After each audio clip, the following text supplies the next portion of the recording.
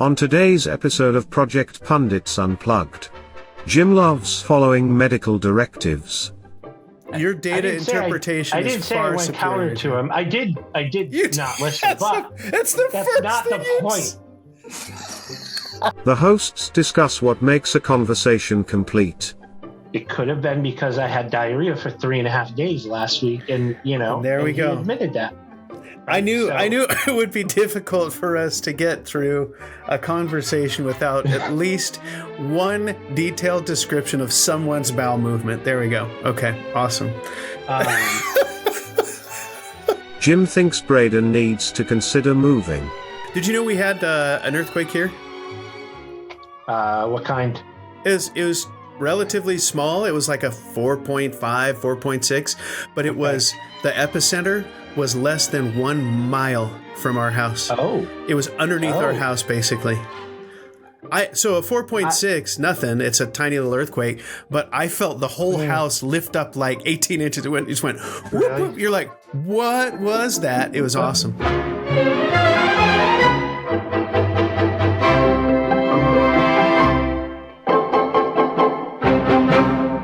Hey, everybody. Welcome to the next episode of the Project. Hooray! Yeah, Happy New Year, Project Pundits Pod. We're a bit beyond the new year when we're recording this, but we both had some interesting life events, including the holidays, actually spending time with family. Yeah, with so many things. So what we're gonna do with this episode is be a little more ad hoc, which ironically is what I think people have asked for. They like the little more unstructured riffing about kind of the corporate world and project management, things like that. We have some cute episodes that we are really excited that are being worked on to get out. So I don't want to tease that too much, but those will be fun when may not be able to work another job after that, but it was fun. Only if they recognize themselves in the characters that we portray. So that's right. With the advances in AI, we may be able to produce like a web-based TV show based upon these characters, like the AI. Like, hey, so I think this episode, we're just gonna loosely talk about some of our predictions for the upcoming year. I've actually been researching a bunch of things related to a couple of other advancements and some startup stuff. That's cheating. And then you can't research it. I thought this was ad hoc. You can't. It's ad hoc. No, it's not ad hoc. If you've done research, ad hoc is you just talk about it spontaneously. It'll be very spontaneous. I don't have my notes in front of me. Don't give me you prepared. Folks. I've prepared nothing. And then I think and I was happy to hear us talk with Braden right before this, asking if he had any New Year's resolutions, actually expecting him to say, no, that's for stupid people or something. But no, it turns out, no, he does, and I do. And I like the fact we're going to maybe cover at least one or a couple of those. I like it just because it's a way of holding myself accountable towards whatever those things are. Yeah, I mean, I think so I'll just kick it off by saying I thought what was the kind of core of this episode also going to be predictions? Were we going to? Yeah, but predictions. Did I not say that? I don't think I heard. Maybe you did, and I just missed it there. But maybe it's just in my head. This is the predictions episode. We're going to be looking forward to 2024 and trying to predict and forecast, prognosticate. Do we need to hold like kind of what is this, foam letters to our forehead and that very few people are going to get that reference. Johnny Carson reference. Got it. Sorry. I will share that. I had a nickname when I had my other last name, which is not something I really wanted to cover on. That it was Buckus, so like Dick Buckus. That was before I got married and changed my name and everything. It was Dick Buckus. So I used to get made fun of because I used to always prognosticate, and they called me Nostrabuscus. Really? Yeah. And you didn't like that? That sounds like a cool name to me, Nostrabuscus. Yeah, I mean, I don't think they meant it positively. Oh, I see. That's too bad. You know, my predictions spot on. I was going to say, were your predictions as accurate as Nostradamus's were, or no? I don't know. I mean, Nostradamus, didn't he speak in prose? So like, and then it could be interpreted like in the year of like the eagle flying over the water. Can pretty much like, he was a master horoscope writer is what he was. Right. Smart guy. No, but there is what's that guy? There's another guy in the I think it was 1920s to 1950s. I have some of his books, not here, but he made a lot of predictions that were spot on. Huh? Edward Casey? Is it Casey? Don't know. Were his also like in his the year of the tiger, many great winds will sally forth from the east. Edgar Casey. Okay. No, I haven't heard of him. No? You should look it up. Actually, so I just Googled it, and he has Edgar Casey 2024 predictions reveal. Wait, he's still alive? He's still No, he predicted all this stuff back then, but like he was very specific. Okay. Well, we should be too. Yeah. I've got and Jim, I've got some topics lined up. I've been as you've been gabbing, I've actually been productively writing a set of topics that I think we should prognosticate on, including some things in the professional world. For example, what is going to happen to Agile? I want to hear thoughts on Agile and the progress. I just did that to get Jim's blood pressure up. I think we got to talk economics, because I think there's change, at least on the horizon. Natural disasters. We were talking about earthquakes. We just had a little earthquake here in California. Yeah, Braden's house shook, and I told him he's got to move off of the fault line that he's living on at some point. Anyhow, so those are a few topics we can talk about. Yep. Throw some other ones in there. What do you want to start with? Why don't we start off with the crap? Like, we got the presidential election. Okay. I don't really want to hazard a guess as to what disaster we're going to end up with related to that. Yeah. Is that so, Jim? And we got to be careful here, because politics. We're always going to get ourselves. I don't hot water. Yeah, I don't lean towards any particular candidate likely that's going to win. So I'm more interested in like who it's going to be and what the net effect of it's going to be. I'll say two things that are at least, number one, I would be surprised, given current trends, if Trump were not the candidate that was nominated for the Republican Party. I'll also say, carefully, I found myself the last two elections now really trying to vote between what I felt were the least of two distasteful but non-preferred candidates for me. And I don't like being in that position. That's not fun when you're essentially not saying, I feel passionate about this candidate.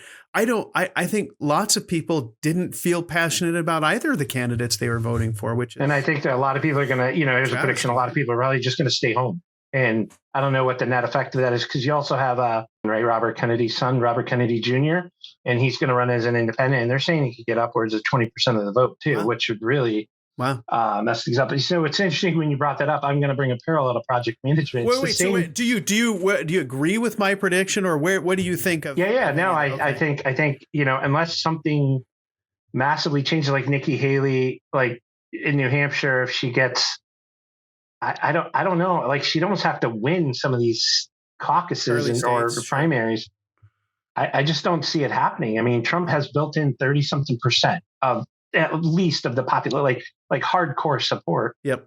I don't think Biden's going to replace the VP. I mean, that would be something that I've seen enough of some of the interactions with Biden to say, the poor guy should just be enjoying time with his family. I feel bad for him, whether or not you support him, whether you don't support him. Yep. He doesn't look like he's enjoying the job that he's doing right now. He looks like almost like he's just being run through his paces. I have genuinely, I'm not exaggerating. I have genuinely felt for the guy on multiple occasions, saying, I feel bad for him. I wish he could be spending time with grandkids or something, because he's in his, he's in his 80s. How old is he? Remind me. No, he's still in his 70s, I think, or is he? But 70s yeah, are the new 50s or whatever. He seems again. He's 81. He's 81. So that's not. Bless his heart. I mean, to do that stress, you've seen how much stress when people enter the job and leave it. Like Obama 81? went in, he looked the gray. It's amazing, the grays. All I say is 81. I want to be cruising and visiting grandkids and great grandkids. I don't want to be faced with some of those questions and challenges. That's ugly. Feel bad for the guy. It's tough, and there's so many changes that are. We'll cover some of them here, but coming up that like it's not going to be a fun ride. I mean, I was just going to say, to make that parallel, you were saying like the options. That it reminds me of for the last decade on projects, explaining to people that decision making is important. And it's a choice between your least worst decision, and that's it's the least worst, and it's such a stupid phrase, but that's an interesting parallel. Like. You're right. There have been lots of projects where I've had to essentially say, "What's the least worst decision?" In other words, none of these are preferable, are ideal. Wow. Okay. Yeah. So the presidential election, and then I think economically, I've actually taken to in the background. Well, hold on, but we didn't. Yeah. We didn't. You didn't predict an outcome. We sort of just. We said who. So do we want to put an outcome on the record? Yeah, you got to get on the record. Come on. I honestly don't know what's like. I don't have a good feel for it. I think if it was just Biden and Trump, it's going to be super close. I think Biden ends up winning primarily around the abortion stuff, which the Republicans have just handled just really poorly, and it's shown in every election since, the impact of that type of stuff. I think Kennedy throws in a wrench if that happens. He does. And I think he pulls from both sides, but I think probably pulls more from Biden enough to where Trump would probably win. Like, can you imagine though, if some of these states try to keep Trump off the ballot because of, like, they tried to do Colorado, it from the primary. Right? Yeah. Like, I don't know if they're going to try to, it would be a poor choice, I think, to try to do that in general. Scary. Very scary. That's what it would be. All right, what about you? No. You don't get out of it. Okay, so let's put a next topic here. No. I would say I agree with you that I think in a head-to-head contest between Biden and Trump, going back to, I think many people are forced to pick their least worst option, but I think Biden probably edges out Trump in a head-to-head election. I would be my guess. How a third-party dark horse throws something in there probably depends on who they are and how much popularity they have. Could also they buy off whoever that person's participation is and say, hey, look, I'll make you a member of my cabinet later on, or these things happen all the time. Could someone head that off, especially if they thought it was going to damage their party more than the others? Possible, but that's probably where I would throw my guess out there. We'll have to see. November, right? Not too long, and then Jim, related topic, economics.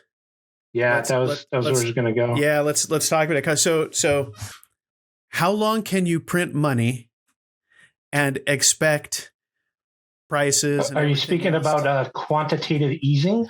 No. Quantitative ease, totally. Quantitative tightening.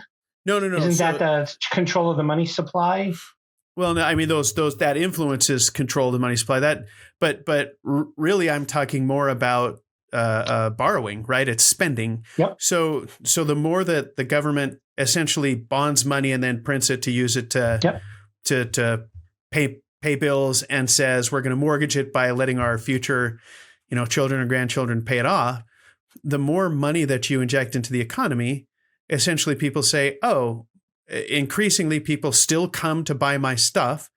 And if I am having increasing prices coming from all of my inputs, I have to increase my price in order to cover, to maintain my business and maintain a profit or even break even. And that cycle keeps going until at some point the next person says, I don't want to buy this because I can't afford it, right? But as long as you keep that cycle going, you keep printing the money and you keep enabling people to buy whatever they want, and the next person doesn't say, I can't buy this because I can't afford it, the prices keep going up. And it's funny, until we see a downturn in the economy, they talk about, inflation's, slowing down, but it's still inflating. It's not, they haven't made. Yeah, there's no deflation. We're far away from it. Absolutely. And so I think, I think the Fed continues to put tightening pressure on the monetary supply. And I think you still continue to see that until there's impact to the economy, and without essentially causing a slowdown in the economy, you don't slow down prices. It's going to happen. I mean, and I would say this year, I'd be surprised if it didn't. I don't know if you have a different opinion. So I watch. Yeah, I mean, I've been watching in the background. So just having CNBC on in the background, or Bloomberg, one of these, and listening to a lot of. Then I listen to some podcasts, right? And I joke about quantitative easing, quantitative tightening, and some of the economic principles that are underlying things. So the market, as I understand, has priced in rate cuts starting. They had originally priced them in starting in March, definitely May. It's an election year, so the Fed is going to be under pressure to start cutting. If the Fed cuts rates, the Fed is being bought because cutting. We are not at a point where we're ready to cut yet. I'm telling you right now, inflation is nowhere near in control. Nowhere near. It's not as near out of control as it was. Therefore, let's start the engine and get going. Charge. Well, yeah. I mean, there is still a lot of cash. What I find interesting, there's still a lot of cash sitting on the sidelines. They're going to be starting to cut. There's no more tightening. There's no more rate increases. That they're done. Like, it's just a matter of when they start cutting. And really, what they've been talking about is whether it's still going to be March or they're going to push that out to May, but the latest is May, and the market's priced all that in. If they are, so I hope that the market has priced it in, because one of the goals of the Fed is actually to shock. They don't want to shock; they actually want to be predictable as they can. But in order to create impact into the market, they have to sometimes do things that the market has not already priced in. And in this case, I sincerely hope that. But they're not going to do it, and they're not going to do it in an election year. Like, there's way too much political pressure to do that. Then we continue to just cause massive right. And this is something erosion. I love to riff on about another topic, but these you reference it, like these self-fulfilling institutions where, as long as there's a built-in economic growth cycle, you can sustain it. Like colleges are a great example, right? Like, they've built up such economic need for raising tuition, and we pay the professors this much, and it's gotten ridiculous. And as long as you could keep raising tuition and people are willing to pay it, you can support that. But it's so here's one of my predictions. I don't think it's going to happen this year, but the college system is going to collapse on some level. I just don't know when that is. Do you want to hear a really unpopular opinion of how to control that? Is to limit the amount of loans that we make available to students, the amount of free loans that we make available to kids. Would you, outside of a college situation, okay, would you go give one of your kids $150,000 and say, hey, spend this responsibly, would you, kid? No collateral, no anything, just, hey, here you go, I'm going to give this to you. Oh, my goodness. Government, you cannot declare bankruptcy to get rid of it. It's a secured loan by the government. Like, you're just sending people down an unbelievable, like, ball and chain path. Totally agree. But it's not just that. It also contributes. It contributes to your point. When we make huge amounts of, it goes back to supply and demand of money, right? If I make huge amounts of money available to colleges and say, hey, people are willing to spend $250,000 on on 4-year education. They say, great, we can spend that. It's if you slow. So unpopular opinion, make less funding available. Really, I don't know if that's unpopular. Like, you need I've heard it proposed in various forums, but you need to do something to get that under control. And then then you look at the endowments these schools have, which is absolutely ridiculous, right? And it's just, so I think you're right. And the question is, we're eventually going to crash because the cost to the economy to service our debt, the interest on the debt, I forget. I don't want to quote the numbers. It's high. It's an increasing percentage. Yep. On that and everything else. And then if you start to look at the, 10-year bonds and all of them are going up, the yields are going up and all of that. It's just making the It situation gets worse more and everything else. expensive to issue that debt. Yep. Here's the thing. Like, so then the threat out there is like, the BRIC countries are going to have an alternate currency. There is no, like, the dollar is still so far ahead of us as a stable currency for the world that, like, it's going to buffer things for a long time. I don't think that changes even with this adjustment that we have. Unrelated, just real quick. Yep. Housing. So housing related to economics. Oh, have you heard that? That's gone through the roof. I just heard this yesterday. So it's fascinating to me. There's this really quirky thing going on right now. Normally housing's pretty straightforward. Interest rates rise like they are right now. And people say, oh, great, I don't want to, buy a house right now. The market slows down and then it gets prices eventually go down because people want to move out, blah, blah, blah. But because the weird part is because supply is so tight right now of housing, it's not the prices are not going down. You're saying it's going through the roof right now? Again. Yep. Wow. It's ridiculous. Wow. I shouldn't tell you what I had to pay at the peak of the market in California, Southern California, for my house, Jim. I don't know how. So if you just do math, if you were unlike me and you were in your earlier 20s and you kind of bought a house and you increased equity and you invested in the next house, I could see how you can get up to, like, the house I'm in right now. Normally I would say, it should be like a $500,000 house. This thing's going to sell for $1 million. Like, it's just like, but I'm just thinking about, like, what it costs to buy $1 million house. Like, it just seems absurd that a young couple can afford to buy $1 million house. There's an index. There's an index that measures the price of a house relative to the median income of the people in the area, and it gets skewed. And when it gets skewed, usually there's corrections that come. One of the things that I think prolonged that skew was kind of the transition from primarily single income housing or single income families back like in 50 years ago, 70 years ago, to more of a double income standard. I think is more frequent today.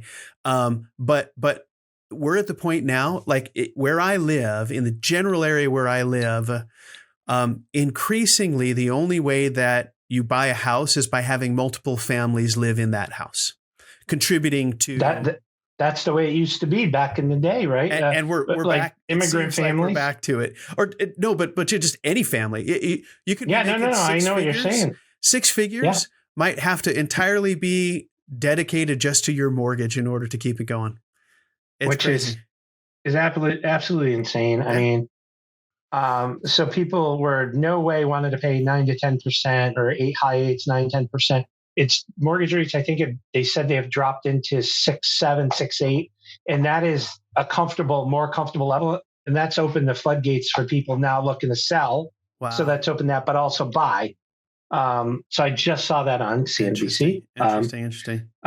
So I think let's talk about one more thing, and then we'll get to interesting stuff. Like, it's just the war stuff. Like I don't want to get into it too much, but like, is the Ukraine war going to wrap? How's the Israeli war going to wrap? Like the Ukraine war, again, we have one of these self-fulfilling systems to where it's an economic benefit to keep that war going for a lot of organizations within the U.S. Right? So we produce a lot of weapons, we produce a lot of ammunition, we produce a lot of support. They get paid. It feeds the cycle. Actually, somebody actually said that on CNBC. That's a benefit. I can't imagine that it's driven by that. What I can imagine is that I don't.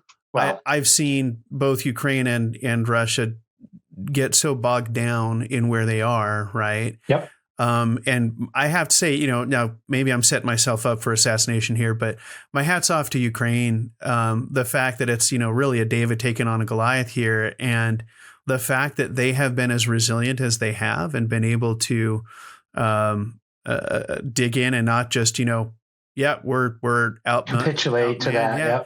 Astonishing to me. And I think I think that there's a lot of admiration in the free world for their spirit and for what they're doing, but bless their hearts, they've lost miserable. Oh yeah, they've lost an entire generation of young men. Like the numbers are staggering. I don't have them. I don't want to misquote it, but it's a material percentage of the young men in their country, and that's gonna set them back.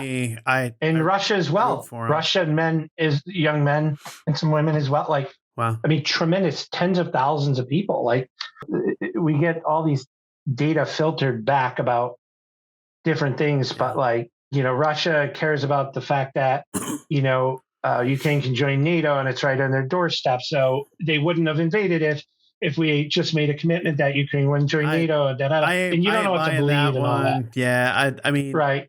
I think there's a lot of justification going on for what is otherwise either a land grab or a power grab, depending on how you look at it, or even just saber rattling. I do hope that it concludes, even, regardless of how it concludes. It hurts my heart to see between the Israel-Palestinian conflict.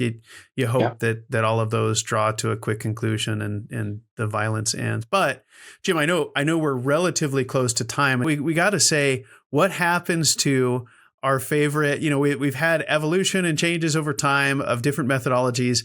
What happens to the project management world, specifically, let's say, agile methodology in 2024? Jim. No, you're just being provocative on this. Yeah. So one is, I'm going to look into the camera for anybody who's watching this. I have not yet been able to find a guest willing to come on and actually talk about this. Maybe because they're terrified of, the conversation. I don't know what the reason is, or maybe they don't think it's worth their time with us. Either way. But I still think there's a conversation to be had, because here, I'm going to give you a comparison to the presidential discussion. So Chris Christie was very big on this in his ads, that like we're flooded because we're bordering New Hampshire on political ads before he dropped out. His big thing was all the Republicans talk about Trump and how much of a liar he is and everything behind their back, but I'm the only one who's talking about it to everybody's face and everything else. So I'm finding the conversation about agile is a similar type of thing. To behind the scenes, everybody's like, yeah, this doesn't work. Like it, in the end, But like, I think we're gonna have another year of a bunch of wasted money. Oh, I'm gonna quote a study by the Standish Group from 2015 in a recent article that was talking about AI, and they're trying to frame up how much project waste there is, how much is spent on project, how much waste. I did read this one because it looked like it almost exceeded the total GDP of the world. Productivity of the world, right? Yeah, I'm like, wow, that's cool. So as of like 2019, they're like $48 trillion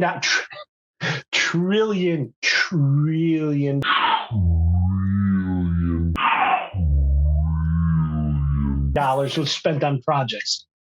Like, can we just take a pause? Like, does anybody just say that sounds absurd? What is world GDP was like 68 trillion? 77 like okay, that year. And like, if you project it out, like we're spending like 90 trillion.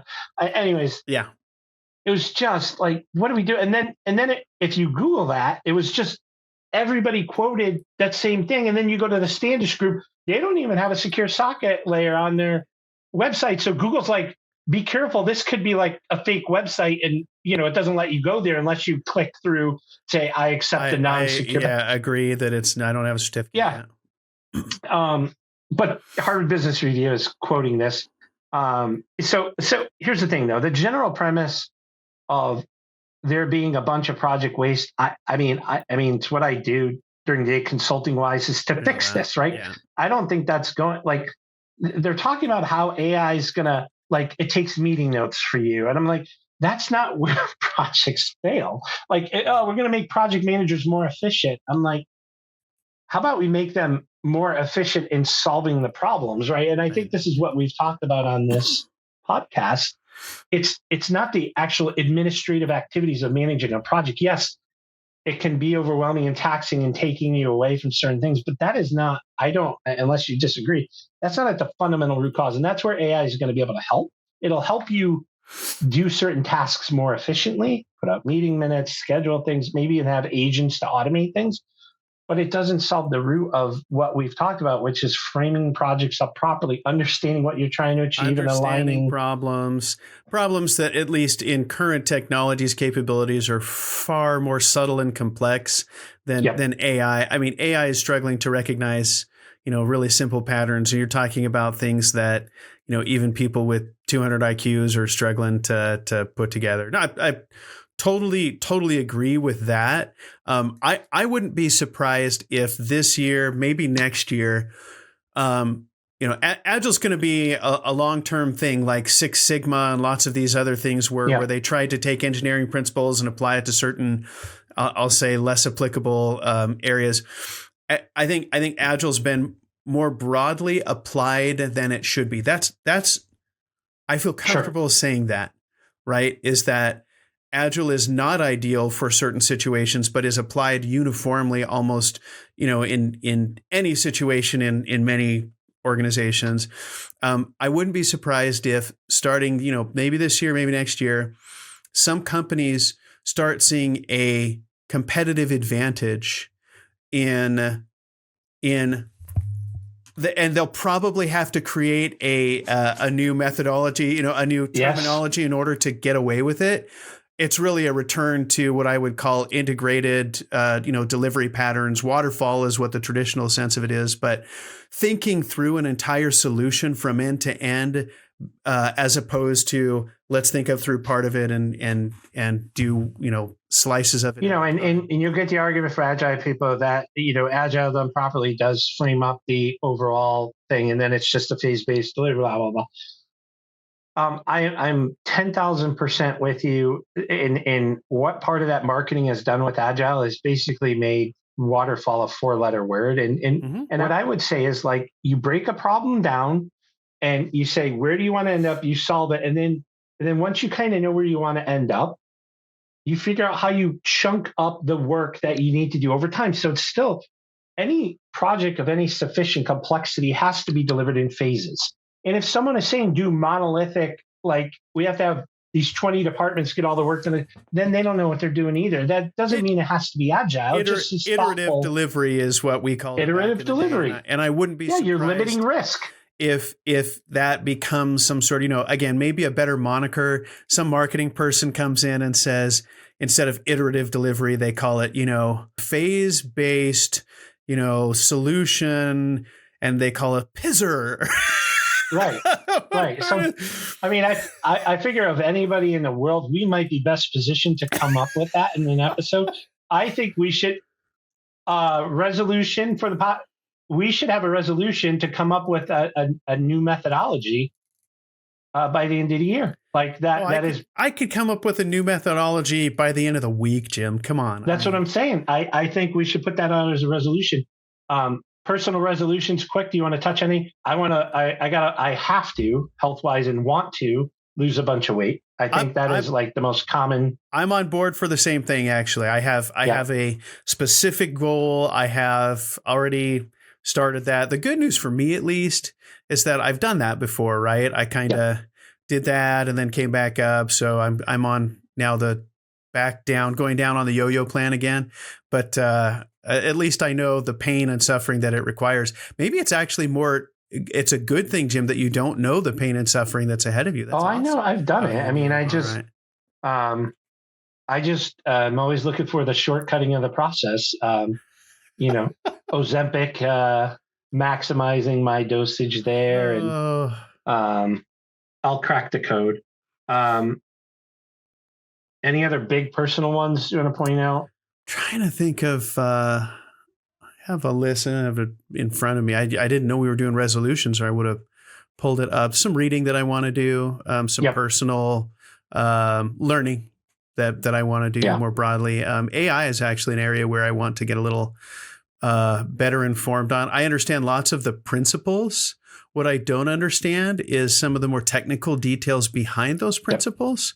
And I want to be a little more informed, both for me politically, as well as from a job perspective from PM, right? I want to be able to know there's all kinds of, sometimes just mania, hysteria, other times maybe justified concerns over certain things. So it's one thing to understand the principles, which I have a fairly good grasp. I grasp fairly well difference between generative AI versus, kind of machine learning. And we're so not nearly as far with generative AI as we are with machine learning, though it's making strides quickly. But understanding the technical aspects behind that, something that I'm really interested in. So yeah, no, I think so. A couple things to mention on that. So how does intelligence emerge, right? So this is a question no one's really answered. Is this where we put in the Skynet clip or whatever, or no?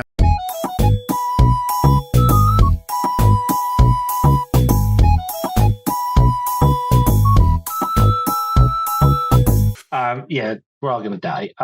No, but Sam Altman, surprisingly casually, which is different than what he's stated a number of other times, stated in Davos in an interview, and I'll post the link, but he thought that AGI, artificial general intelligence, is much closer, and that really? He's positive about it.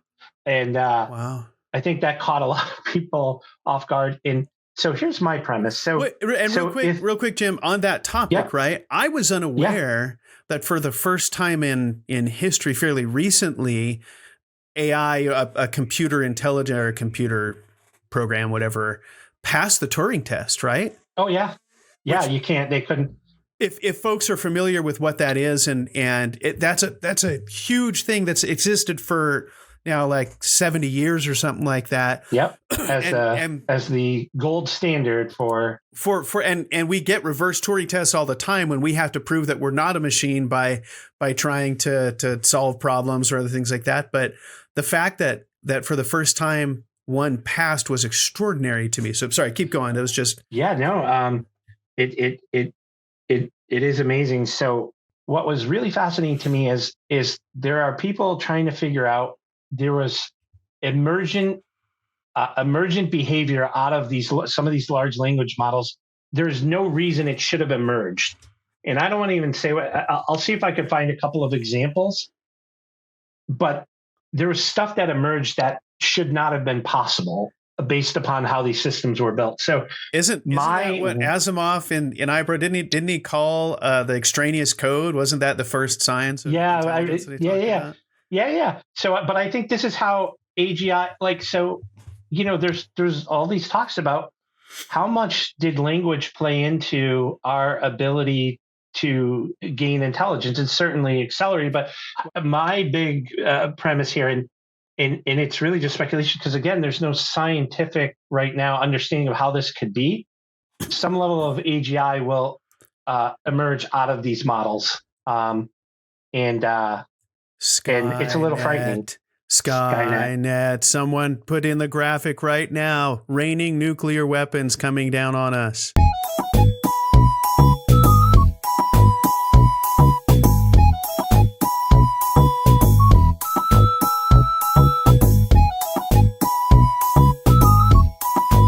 I'll give one more big prediction that may not happen this year, but make this the last one, Jim, because I know we're this is the last one. Okay. People roll their eyes at this, but let's hear it. I think the role of primary care providers, PCPs, will disappear in its current incarnation within a couple of years. If you look at what the primary functions are of a primary care provider, AGI, artificial intelligence models, will do that. They already do it better. So diagnostics, healthcare management, all the functions that your primary does, a system will do it better, more efficiently, and more accurately. The question is, what role does... I'll agree with Jim that they can do it. I think there's way too much institutional structure in place right now to transition that anytime soon. And when I say, I mean, I would say almost the opposite. I think you're right. I totally agree with your assessment, and maybe there's tools that will aid them, but I would say structurally, you're not going to get rid of PCPs for 20 years. it's gonna. I disagree. So what's gonna happen is all right. I love the disagreement. This is great. Insurance companies and others are going to pay less and less and less, and it's going to push people towards. And this is already starting to happen. CVSs that have primary care operations with lower cost doctors that handle thousands of people because of the efficiency of it. And my prediction is PCPs, if they want to survive, they're going to have to move towards a concierge whole health management that goes beyond just your typical day-to-day. I have a cold, I have a sore throat, I have everything. That diagnostic portion is going to go away. And if PCPs want to survive and still make the income they're going to do, they're going to have to move to a concierge model. So there you go. I very strongly feel that that's going to happen. We covered a lot here, so I don't know how much of this will end up making an episode. This is definitely a loose ad hoc episode. We dipped our toes into stuff that we actually promised ourselves we wouldn't do. I think that's all for this episode. 2024 is here. We have some fun stuff coming out. If you do want a particular topic covered or you have thoughts or opinions, always please share them. Other than that, anything else you want to cover? No, I'm excited for 2024. And I've written all these down, so now I can see how Jim does on his predictions and mock him at the end of the year when I say, "Wow, yeah, we need to do I still have a PCP, Jim. What's up with that?" Yeah, Jim, you're still super fat. Duh. Look what happened. Oh, all right, very good. All right, thanks everybody, and we'll catch you in the next one. See ya.